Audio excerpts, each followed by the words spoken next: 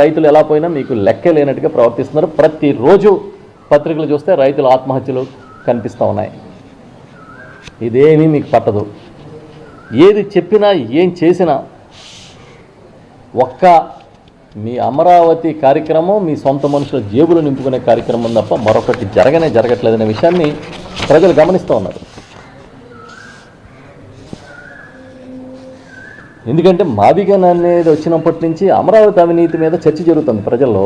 దాన్ని డైవర్షన్ చేయడం కోసం ప్రతిసారి మీరు ప్రయత్నిస్తూనే ఉన్నారు.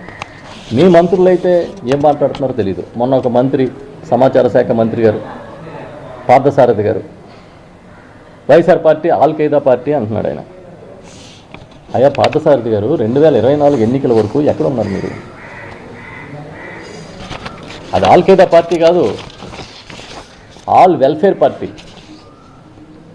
YSR party all welfare party. అది ప్రజల అందరి సంక్షేమం కోరుకున్న పార్టీ. మీకు అధికారం మారిన వెంటనే, మంత్రి అయిన వెంటనే, అక్కడ కూర్చున్న వెంటనే ఏ పదాలు వాడుతున్నామో మీకే తెలియట్లేదా? ఎక్కడో ఒక మర్డర్ జరిగింది, దస్తగిరి అని ఆయన. అది తీసుకొచ్చి స్వయంగా చంద్రబాబు నాయుడు గారే ఒక దర్యాప్తు అధికారిలాగా ఆయనే స్వయంగా దర్యాప్తు చేసినట్టుగా ఆయనే మాట్లాడుతూ ఉన్నాడు. అదేదో వైఎస్ఆర్ పార్టీకి సంబంధం ఉన్నది ఆ సంఘటన అని. అసలు కిల్లర్స్ని బహిరంగంగా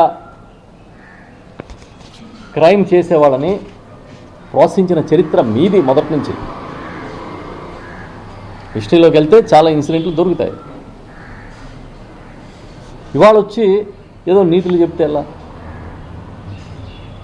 ఇది నేను చేశాను ఈ సంక్షేమం అని చెప్పుకునే పరిస్థితి లేదు కాబట్టే మీరు వైఎస్ఆర్ పార్టీ మీద, జగన్మోహన్ రెడ్డి గారి మీద బురద జల్లుతూ ముందుకి నడిపించే కార్యక్రమం చేస్తున్నారు. ఇంకా చాలామంది మంత్రులు, సవిత గారని ఒక మంత్రి గారు, సంజయ్ రాణి గారని ఒక మంత్రి గారు, ఇంకా అనిత గారు అయితే చెప్పక్కర్లేదు. ఇలా వీరందరూ మాట్లాడుతున్న మాటలు చూస్తుంటే మీ క్యాబినెట్కి ఎంత గొప్పగా మీరు శిక్షణ ఇస్తున్నారో అర్థమవుతుంది చంద్రబాబు అని మేము చెప్తున్నాం. కనీసం బడి పిల్లలకి సరైన పోషకాహారం అందించలేని స్థితిలో ఈ ప్రభుత్వం నడుస్తుంది.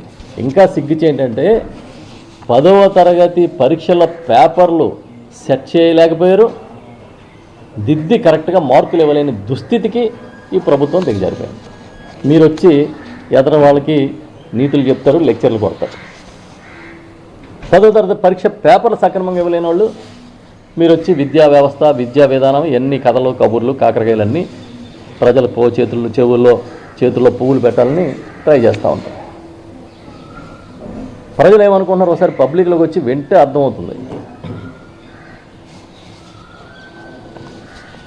ఇంకా నిమ్మల రామానాయుడు గారు ఇలాంటి మంత్రులు అయితే చెప్పక్కర్లేదు. కొంతమంది 6 ఎంతమంది సింగపూర్లో టూర్లో ఉన్నారు, టిప్ టాప్గా టూర్లని ఇవాళ పత్రికల్లో రాశారు.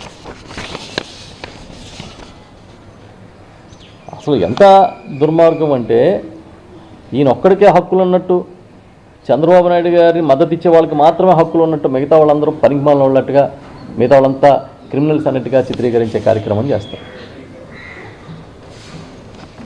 అసలు ఒక రకంగా చెప్పాలంటే ఈ రాష్ట్రంలో పౌర హక్కుల్ని హననం చేశారు. మానవ హక్కులు అనేవి లేని స్థితికి తీసుకొచ్చారు ఈ రాష్ట్రాన్ని ఈ 2 ఏళ్ల కాలంలో. మీ సొంత రెడ్ బుక్ రాజ్యాంగాన్ని పెట్టుకుని ఎవరు గొంతెత్తితే వాళ్ళని ఇబ్బంది పెట్టే కార్యక్రమం చేస్తూ ఉన్నారు. దానికి కొంతమంది పోలీస్ అధికారులు వత్తాసు పలుకుతూ ఉన్నారు. మేము చెప్తున్నాం, మీరు ఇలాగే చేసుకుంటూ పోతే చివరికి మీ చేతిలో ఎవరైతే టూల్స్ లాగా పనిచేశారో వాళ్ళే నష్టపోతారు. జగన్ గారి హయాంలో ఏదో ఈ రాష్ట్రం అప్పులు కుప్పని మాట్లాడారు కదా, ఇప్పుడు చెప్పండి అవే మాటలు ఇప్పుడు చెప్పండి. ఈ విజనరీ చంద్రబాబు నాయుడు గారి పరిపాలనలో ఇంచుమించుగా ఈ 23 నెలల కాలంలో అప్పుల్లో ఆల్ టైమ్ రికార్డు సృష్టించిన నేతగా చంద్రబాబు నాయుడు గారు చరిత్ర సృష్టించారు. ఇప్పటి వరకు 23 నెలల్లో చేసిన అప్పు 3,56,655 కోట్లు.